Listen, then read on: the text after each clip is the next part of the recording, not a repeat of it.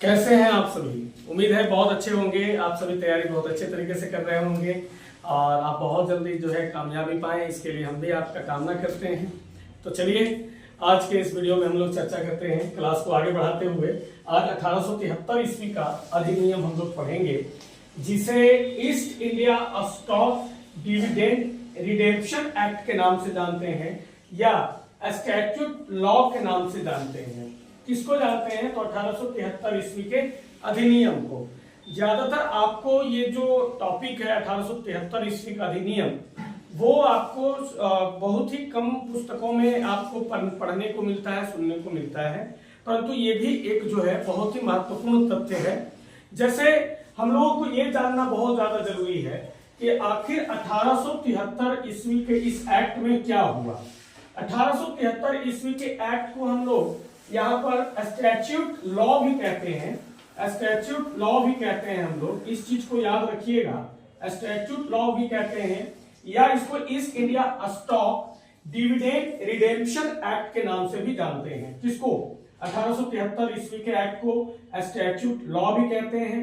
इसके अलावा इसको east India stock dividend redemption act कहते हैं इसको। तो सबसे पहले तो मैंने 1873 ईस्वी के एक्ट को दो नाम बताया आपको, statute law, east India stock dividend redemption act. क्या हुआ था इसके तहत? ये मात्र जानी जाती है अपने इतिहास में कि इसी अधिनियम के तहत जो है ये कहा गया था कि अब भारत में ईस्ट इंडिया कंपनी को भंग करने का समय आ गया, मतलब बंद कर देना है। आपने देखा कि 1857 का जो विद्रोह हुआ, 58 में जो है कंपनी के सारे पावर को सीज कर लिया गया और ब्रिटिश पार्लियामेंट डायरेक्ट जो है भारत में शासन करना शुरू कर दी। उसके बाद वो परिषद अधिनियम पार्लियामेंट से पास करवा करके यहाँ ला रहा था, लागू कर रहा था। फिर पोर्टफोलियो, जिसको हम लोग संविभागीय प्रणाली के नाम से जानते हैं, वो 1861 ईस्वी में आया। बहुत कुछ बदलाव करना शुरू कर दिया यहाँ पर।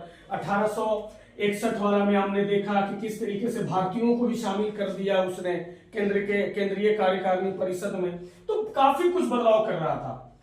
तो अंग्रेज कहीं ना कहीं अब धीरे धीरे ये भी मूड बना लिया था कि जब हमने भारत से ईस्ट इंडिया कंपनी के सारे व्यापारिक गतिविधि, राजनीतिक गतिविधि तो पहले ही समाप्त कर दिया, व्यापारिक गतिविधि को भी जो जब समाप्त कर दिया, अब इस ईस्ट इंडिया कंपनी को यहाँ कोई आवश्यकता नहीं है।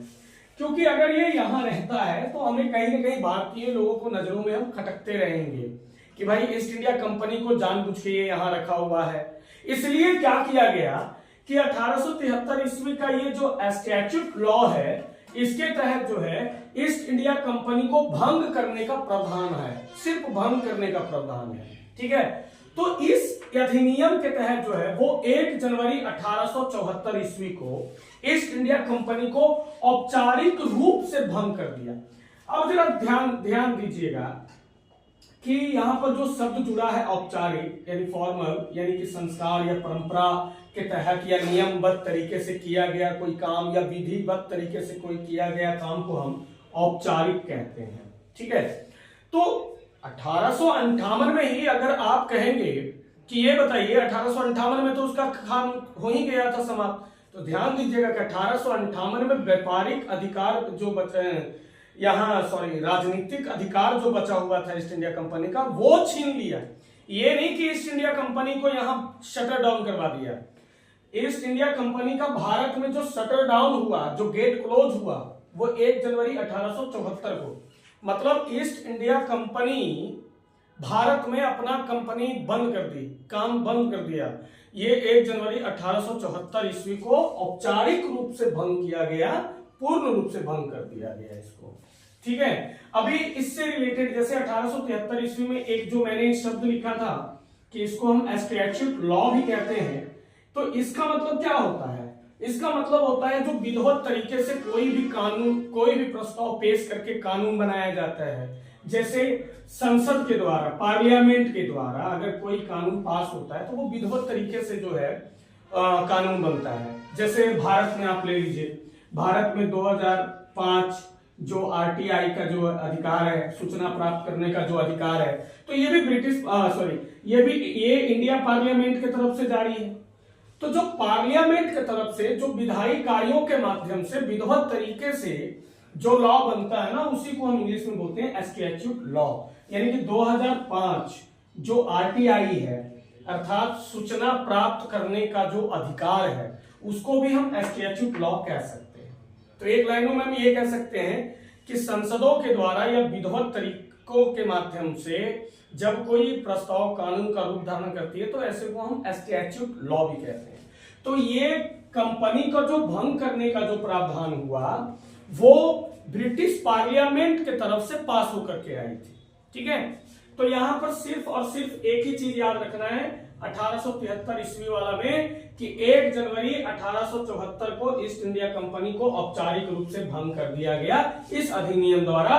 और उस वक्त जब ईस्ट इंडिया कंपनी को भंग किया जा रहा था, तो उस टाइम भारत का जो वाइसराय था वो था लॉर्ड नॉर्थब्रुक। लॉर्ड नॉर्थब्रुक के समय में ईस्ट इंडिया कंपनी को औपचारिक रूप से भंग कर दिया गया, क्षेत्र को क्लोज कर दिया गया। लॉर्ड नॉर्थब्रुक का जो कार्यकाल है वो 1872 से लेकर 1876 तक। ठीक है, अब अगला हम लोग जो देख रहे हैं, अगला है शाही उपाधि अधिनियम 1876, जिसको इंग्लिश में हम कह सकते हैं royal titles act. Royal titles act. ठीक है, तो 1876 का जो एक्ट आया वो है रॉयल टाइटल्स एक्ट। इसको हम लोग रॉयल टाइटल्स एक्ट भी कह सकते हैं, या रॉयल को जैसे हिंदी में बोलते हैं शाही, टाइटल्स को हम बोलेंगे उपाधि। ठीक है, और एक्ट को हम बोलेंगे अधिनियम। तो हम ये भी कह सकते हैं कि शाही उपाधि अधिनियम कौन सा भाई, 1876।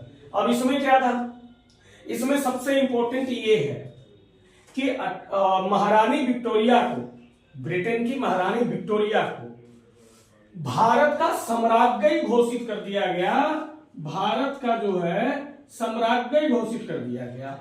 मतलब एक होता है सम्राट, ठीक है, ये जब बहुत बड़े साम्राज्य पर शासन करता है ना, बहुत बड़े साम्राज्य पर शासन करता है, तब उस व्यक्ति को सम्राट कहा जाता है। लेकिन वही अगर कोई महिला हो तो उसको सम्राज्ञी कहा जाता है।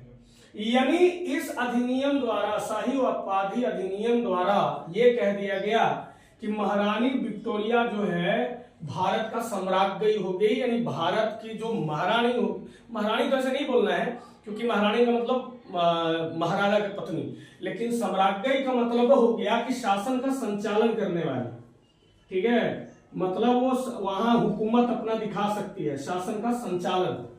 ठीक, तो शासन का संचालन यानी कि यहाँ एक तरीके से अगर ये पुरुष हो, यहाँ होता ना महारानी विक्टोरिया की जगह पर पुरुष, तो यहाँ पर सम्राज्ञी न लिख करके सम्राट लिखा जाता है। भारत का सम्राट घोषित किया गया, अर्थात वहां इसका शासन जो है भारत तक का विस्तार हो गया। अब ये भारत में भी सम्राट कहलाएगा, लेकिन यहाँ पर ये महिला है इसलिए यहाँ पे सम्राज्ञी कहा गया।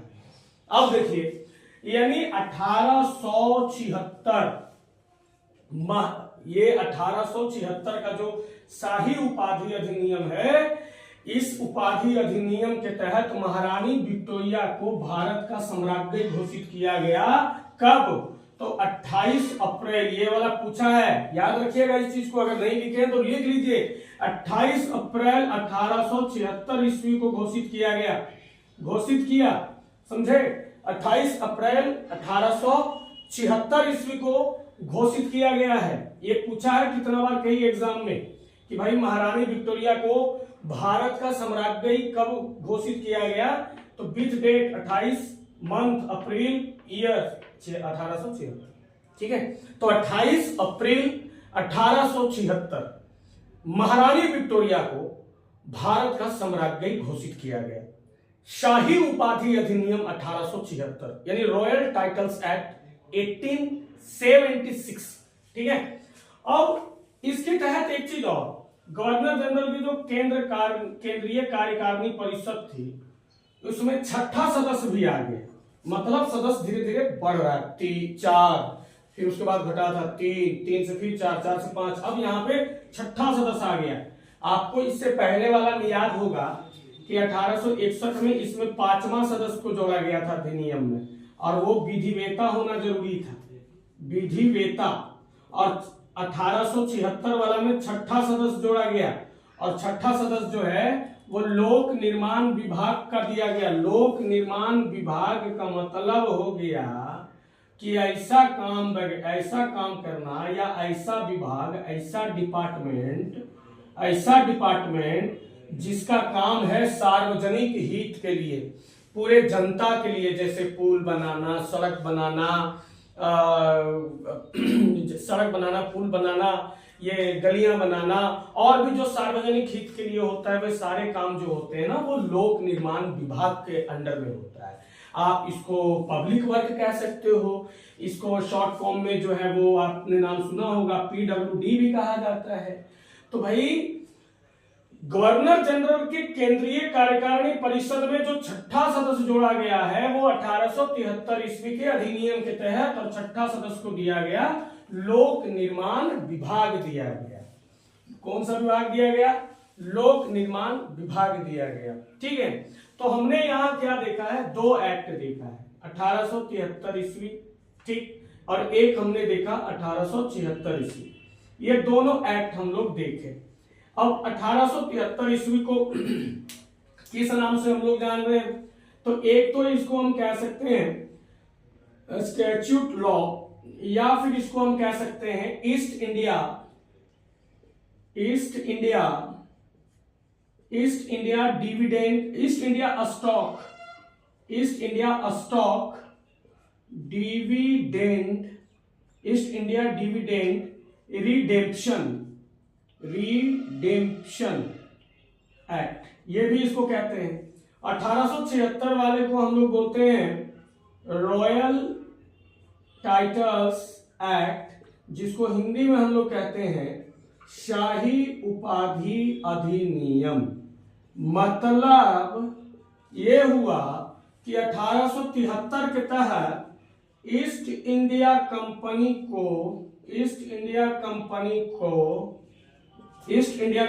को बंद कर दिया भारत में, बंद, गेट क्लोज, औपचारिक रूप से, फाइनली, एकदम समझे, फाइनली बंद कर दिया इस अधिनियम द्वारा। बस यही है। 1876 के तहत जो है महारानी विक्टोरिया को भारत का जो है साम्राज्ञी घोषित किया गया। भारत का साम्राज्ञी घोषित किया गया। कब घोषित किया गया? 28 अप्रैल 1876 को। और कार्यकारिणी परिषद में, केंद्रीय कार्यकारिणी परिषद में 6ठे सदस्य को नियुक्त किया गया, जिसका डिपार्टमेंट मिला लोक निर्माण विभाग। कि भाई अब तुम्हें ना भारत, ये 6ठा सदस्य को मिला कि तू अब भारत में गली वगैरह देख, कहीं टूटा उटा है तो उसको मरम्मत कर, नहीं तो फिर ये भारतीय लोग हमें मरम्मत कर देंगे। ठीक है, तो अंग्रेज जो है यथासंभव अब इतना कोशिश करने लग गया है भारत में कि भाई किसी भी तरीके से भारत में अपना शासन बचा के रखना है। अभी भारत को कुछ वर्ष और हमें लूटना है, ऐसा ही ब्रिटिश ने सोच लिया था।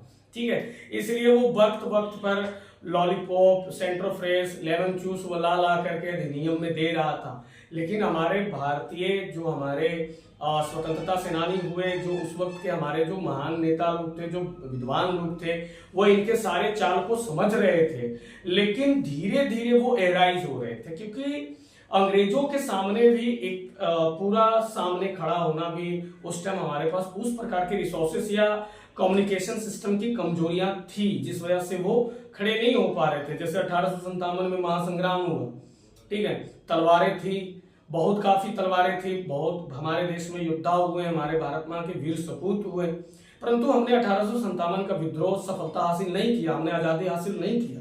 कमी थी, हमने कम्युनिकेशन सिस्टम को सही नहीं रखा, हमारे जो मैनेजमेंट था वो हमने सही से नहीं रखा, हमारे पास मैनेजमेंट की कमी हो गई, युद्ध को संचालन को लेकर के हमारे पास समस्या खड़ी हो गई।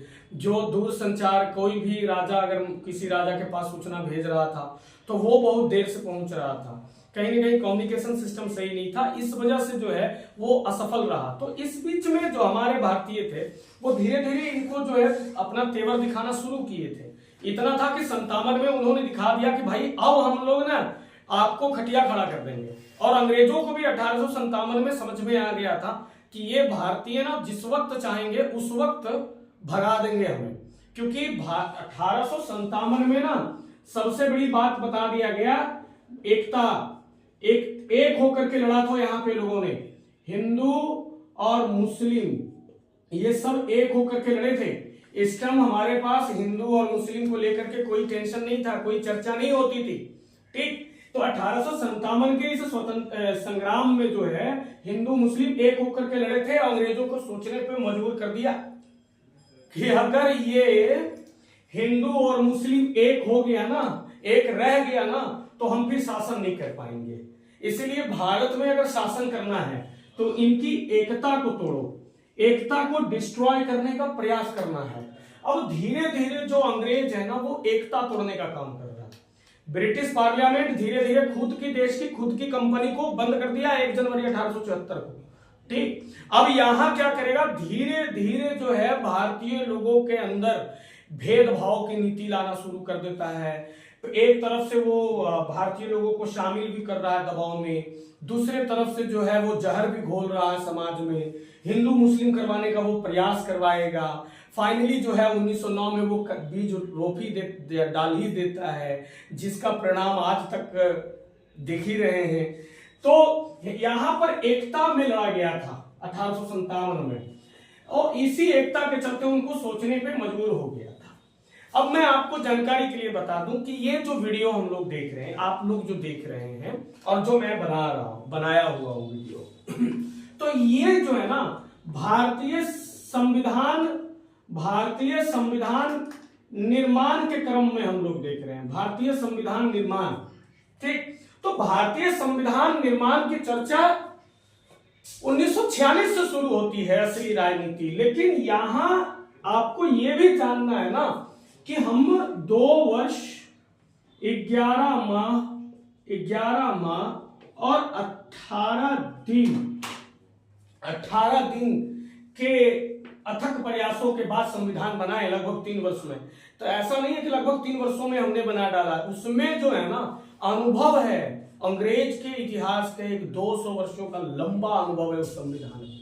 तो वही सिर्फ कैसे कैसे भारत में वो शासन किया, कौन से अधिनियम का क्या इंपैक्ट पड़ा हमारे भारतीय संविधान पर, इसलिए ये सारे अधिनियमों की चर्चा किया जा रहा है। रियली वे में देखा जाए, वास्तविक रूप से देखा जाए तो ये जो टॉपिक है वो इतिहास के टॉपिक है, लेकिन हमें राजनीतिक से जोड़ के पढ़ना पड़ता है। तो खास करके ब्रिटिश इंडिया जो यहाँ पर भारत में हुकूमत था उन लोगों का, तो उनका इतिहास हमें साथ साथ में चलता है। इतिहास राजनीति दोनों कंटेंटों को जोड़ कर लेके चलना पड़ता है, तब जाकर के समझ में आता है। तो यहाँ ये चीज आपको जैसे कि 1600, 1726, 1773, 1781, 1784, 1786, 1793 पहला चार्टर अधिनियम, 1813, 1833, 1853 आखिरी चार्टर अधिनियम, उसके बाद 1858 भारत परिषद अधिनियम, 1861 के बाद 73, 1876, ठीक है। अगले पार्ट में आपको वीडियो में 1892, 1919, उसके बाद 1935, 40, 1942, 1945, 1946 और 1947, यानी 1600, 1726, 1773, 81, 84 और जो हम चर्चा कर रहे हैं ना 1786, 1793 जो पहला चार्टर अधिनियम है 1793 और आखिरी चार्टर अधिनियम 1853 है। तो ये सारे अनुभव है हमारे भारतीय संविधान में, इन सारे चीजों से कुछ ना कुछ हमने सीखा है, समझे। तो यानी आपको, अगर आप मेरे इस वीडियो को देख रहे हैं 1873 और 76, तो मैं आपको जानकारी के लिए बता दूं कि 1861 तक का भी वीडियो बना दिया गया है आपके लिए बहुत अच्छे कंटेंट के साथ। यदि आपने नहीं देखा है तो एक बार जरूर आप हमारे इस चैनल के जो प्लेलिस्ट है इसमें जाकर के आप हमारे वीडियो को विजिट कर सकते हैं, देख सकते हैं। आप चाहें तो सुनने के साथ साथ नोट्स भी तैयार कर सकते हैं। 1 लाइनर बोर्ड पे मैंने लिख भी दिया है, अच्छे तरीके से समझा भी दिया है यथासंभव मैंने कोशिश की है कि मैं आपको जो भी कंटेंट दे रहा हूं वो बेहतरीन दूं, ऐसे कंटेंट दूं जिसके लिए आपको किसी 4 किताबों में भटकने की आवश्यकता ना हो। ऐसा कंटेंट दूं जो आपके अधिकतर ज्यादातर एग्जाम में काम आ जाए, और मैं ऐसा समझाने का प्रयास करता हूं जो आपको हमेशा के लिए माइंड में बना रहे। जैसे भारत का साम्राज्य जो घोषित किया गया वो 1876 के अधिनियम के तहत, लेकिन इसको समाप्त कब किया गया? तो भाई भारतीय स्वतंत्रता अधिनियम 1947 के तहत इसको जो है ये सब चीजों को समाप्त कर दिया गया था, बाद में समाप्त हुआ था। तो ये सारे कंटेंट के साथ आपको हर वीडियो में मिलेगा, कब उसका स्टार्ट हुआ, कब उसका एंड हुआ, कब उसको शुरू किया, कब उसका अंत किया, ये सारे फाउंडेशन को साथ में मैंने वीडियो में ले जाने का प्रयास किया है। यदि आप सभी को मेरा वीडियो देखने के बाद अच्छा लगता हो तो एक बार जरूर जो है लाइक करें, अच्छा लगता है, कौन सी बातें आपको अच्छी लगती है कमेंट करें, और अगर आपने हमारे इस चैनल को अभी तक सब्सक्राइब नहीं किया है तो आप सब्सक्राइब करें। अगर ज्यादा बेहतरीन लगता है तो आप अपने दोस्तों के बीच में इस वीडियोस को, हमारे अधिकतर वीडियोस को, जो वीडियो आपको ज्यादा अच्छा लग रहा है उस वीडियो को आप अपने दोस्तों के बीच में जरूर शेयर करें। और मैं आपकी कमेंट्स का इंतजार करता हूं, पढ़ता हूं और मैं उसका रिप्लाई करने का भी प्रयास करता हूं। तो चलिए, आज की क्लास में 1873 और 76 से संबंधित जो बातें थी वो आपको बता दिया गया।